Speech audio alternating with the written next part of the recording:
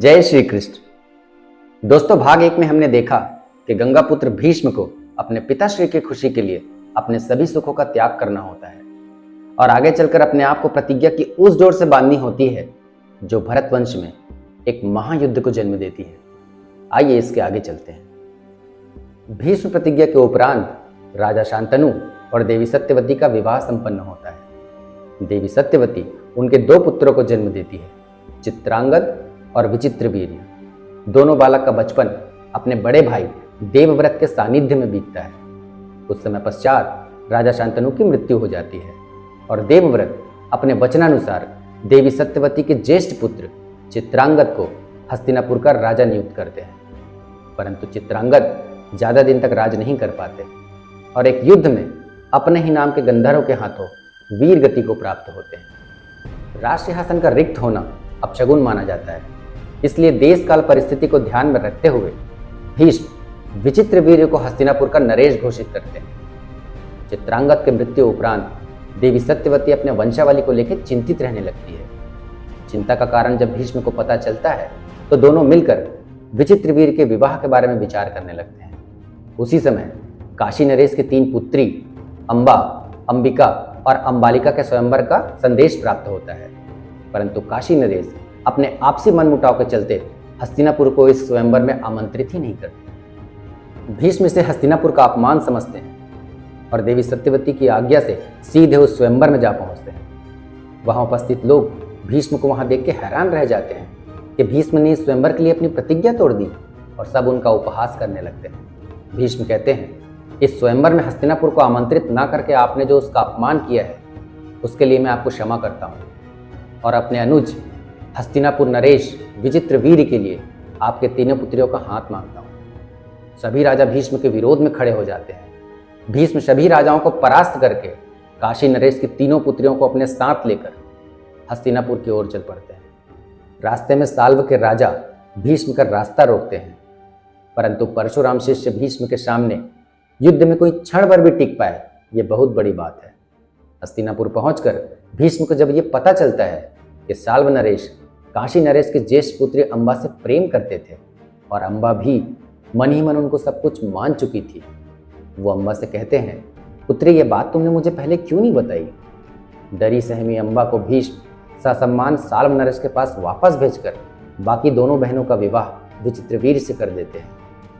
विचित्रवीर्य अपने दोनों रानियों के साथ दाम्पत्य जीवन में प्रवेश कर जाते हैं और अपने ज्येष्ठ भ्राता भीष्म के मार्गदर्शन में राजकार्य का निर्वहन करने लगते हैं। कुछ समय पश्चात एक लंबी बीमारी के चलते विचित्रवीर्य निसंतान ही परलोक सिधार जाते हैं। देवी सत्यवती की चिंता वंशावली को लेकर फिर से वापस आकर खड़ी हो जाती है और भीष्म अपने प्रतिज्ञा की डोर में बंधे होने के कारण किसी भी प्रकार से उनकी सहायता करने में असमर्थ होते हैं। ऐसे में देवी सत्यवती को अपने पहले पुत्र वेद व्यास जी का स्मरण होता है। सत्यवती महर्षि पराशर के मंत्र द्वारा उत्पन्न पुत्र के विषय में भीष्म को बतलाते हैं और उन्हें हस्तिनापुर लाने का आदेश देते हैं। वेद व्यास जी का हस्तिनापुर में आगमन होता है। देवी सत्यवती हस्तिनापुर पर आए हुए संकट के विषय में वेद व्यास जी को बताते हैं और अपने वंशावली को आगे बढ़ाने के लिए अपने पुत्र वेद व्यास जी को आदेश करते हैं। वेद व्यास जी इस कार्य की सिद्धि के लिए अपने माता से 1 वर्ष का समय मांगते हैं, परंतु राजमाता राष्ट्रहित को ध्यान में रखते हुए अपने कार्य की सिद्धि तत्क्षण चाहती थी। वेद व्यास जी माता की आज्ञा का पालन करते हुए अंबिका को अपने कक्ष में आमंत्रित कर मंत्र का उच्चारण आरंभ करते हैं। अंबिका कक्ष में प्रवेश करते ही डर जाती है और डर से अपनी आंखें बंद कर लेती है, जिससे वो गर्भ तो धारण कर लेती है, परंतु उसके गर्भ से जन्म लेने वाला बालक अंधा होगा। ये बात वेद व्यास जी माता सत्यवती को बतलाते हैं। एक अंधे पुत्र को राज्य का कार्यभार सौंपना माता को अनुचित लगता है, इसलिए वो अपनी दूसरी पुत्र वधू अंबालिका को अपने पुत्र वेद व्यास जी के कक्ष में भेजती है। अंबालिका भी वो दृश्य देखकर डर जाती है। वेद व्यास जी अपने माता को बतलाते हैं, माता आपकी दूसरी बहू के साथ भी वही हुआ। उसने अपनी आंखें तो बंद नहीं की, परंतु वह भयवश कांपने लग गई थी। उसके शरीर का रंग भी पीला पड़ गया था, इसलिए उसके गर्भ से जो बालक जन्म लेगा वो पांडु रोग से ग्रसित होगा। देवी सत्यवती धर्म संकट में। ऐसे में हस्तिनापुर राज्य शासन का उत्तराधिकारी किसे नियुक्त किया जाएगा। सत्यवती अपनी ज्येष्ठ बहू अंबिका से पुनः अनुरोध करती है, पुत्री तुम एक बार और वेदव्यास जी के कक्ष में चली जाओ। अंबिका माता का अनुरोध तो टाल नहीं सकती थी, परंतु वह स्वयं को वेदव्यास जी के सामने ले जाना भी नहीं चाहती थी, इसलिए अपनी एक मुख्य दासी को उनके कक्ष में भेज देती है। साहस से भरी दासी बहुत ही सहज रूप से वेदव्यास जी के सामने प्रस्तुत होती है और वो भी गर्भ धारण कर लेती है। वेदव्यास जी अपनी माता सत्यवती को बतलाते हैं, हे माते, आपकी बहू अंबिका ने अपनी जगह अपनी एक दासी को भेज दी थी और उस दासी के गर्भ से जन्म लेने वाला बालक बहुत ही विद्वान होगा और नीति शास्त्र का ज्ञाता भी होगा। इतना कहकर वेदव्यास जी अपनी उग्र साधना की ओर वापस चले जाते हैं। 1 वर्ष पश्चात वेदव्यास जी द्वारा की हुई भविष्यवाणी के सत्य होने का समय आता है। उनके कथनानुसार अंबिका के गर्भ से एक अंधे पुत्र का जन्म होता है जो धृतराष्ट्र के नाम से जाने जाते हैं। अंबालिका के गर्भ से पांडु रोग से ग्रसित एक बालक का जन्म होता है, इसलिए उसका नाम भी पांडु ही रख दिया जाता है। और दासी के गर्भ से जन्मा बालक विदुर के नाम से विख्यात होते हैं। धृतराष्ट्र, पांडु और विदुर इन तीनों की शिक्षा दीक्षा अपने तातश्री पितामह भीष्म के मार्गदर्शन में संपन्न होता है और एक उचित समय पर तीनों को राजमाता को सौंपकर हस्तिनापुर नरेश चुनने का निर्णय उन्हीं पर छोड़ दिया जाता है। राजमाता सत्यवती गंगापुत्र भीष्म की भी राय जानना चाहते थे।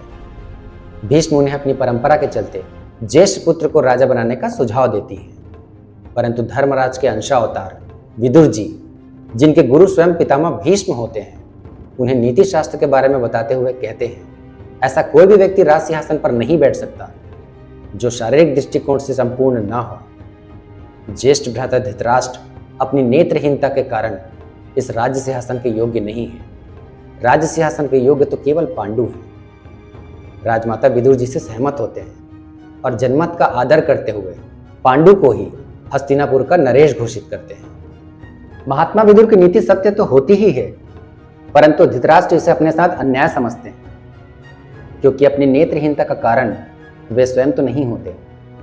इसलिए अपने अनुज के राज सिंहासन पर बैठने से उनको प्रसन्नता तो होती है, परंतु आने वाले समय में हस्तिनापुर राज सिंहासन का उत्तराधिकारी कौन होगा, ये उनकी चिंता का मुख्य कारण होता है।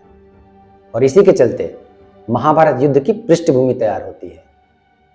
आगे चलकर धृतराष्ट्र का विवाह गंधार देश की राजकुमारी महान शिवभक्तनी गंधारी से और हस्तिनापुर नरेश पांडु का विवाह कुंती भोज की पुत्री कुंती और मद्र देश की राजकुमारी माद्री से होती है। कुछ समय बाद पांडु विश्व विजयी हो जाते हैं और अपना राजपाट अपने ज्येष्ठ भ्राता धृतराष्ट्र को सौंपकर वन विहार को चले जाते हैं। एक बार वन विहार के दौरान उनको मृग की आवाज सुनाई आती है। वो मृग की आवाज सुनकर शब्दवेदी बाण चलाते हैं। वो शब्दवेदी बाण ऋषि किंधम को जाकर लगता है, जो उस समय अपनी पत्नी के साथ सहवास की स्थिति में होते हैं। ऋषि प्राण त्याग करते समय पांडु को श्राप देते हैं कि तुम्हारी मृत्यु भी सहवास के दौरान ही होगी। पांडु ये बात जाकर अपनी दोनों रानियों को बताते हैं। उस समय कुंती को दुर्वासा जी द्वारा दिए हुए मंत्र का स्मरण होता है। कुंती उन्हें बताती हैं कि एक बार मेरी सेवा से प्रसन्न होकर महर्षि दुर्वासा ने मुझे वरदान स्वरूप एक मंत्र दिया था, जिससे मैं किसी भी देवता का आवाहन करूं वो मेरे सन्मुख प्रकट हो जाएंगे। पांडु इससे बहुत प्रसन्न होते हैं और संतान को लेकर उनकी सारी चिंताएं समाप्त हो जाती हैं। वो उसी समय कुंती को धर्मराज का आवाहन करने को कहती हैं, जिसके फलस्वरूप प्रथम पुत्र के रूप में युधिष्ठिर का जन्म होता है। उसके बाद पवन देव के आवाहन से भीमसेन और इंद्रदेव के आवाहन से अर्जुन की प्राप्ति होती है। उसके बाद उसी मंत्र को माद्री को देकर अश्विनी कुमारों का आवाहन करने को कहा जाता है, जिसके फलस्वरूप नकुल और सहदेव का जन्म होता है। भीमसेन के जन्म के समय हस्तिनापुर में धृतराष्ट्र और गंधारी के ज्येष्ठ पुत्र दुर्योधन का जन्म होता है। उसके बाद गंधारी शिव जी के आशीर्वाद से अपने बाकी 99 पुत्रों और एक पुत्री दुश्शाला को जन्म देती है। कुछ समय पश्चात ऋषि किंधम के श्राप से पांडु की मृत्यु हो जाती है, जिसका कारण माद्री स्वयं को मानते हुए उनके साथ ही सती हो जाती है। उसके बाद कुंती अपने 5 पुत्रों को साथ लेकर हस्तिनापुर वापस लौट जाते हैं। समय के इस खेल में धृतराष्ट्र ये भी भूल चुके होते हैं कि वे हस्तिनापुर नरेश नहीं हैं। वो केवल अपने अनुज पांडु की अनुपस्थिति में उनका प्रतिनिधित्व कर रहे होते हैं। परंतु अपने पिता के महत्वाकांक्षाओं में पल रहे दुर्योधन अपने आप को भावी नरेश के रूप में देख रहा होता है।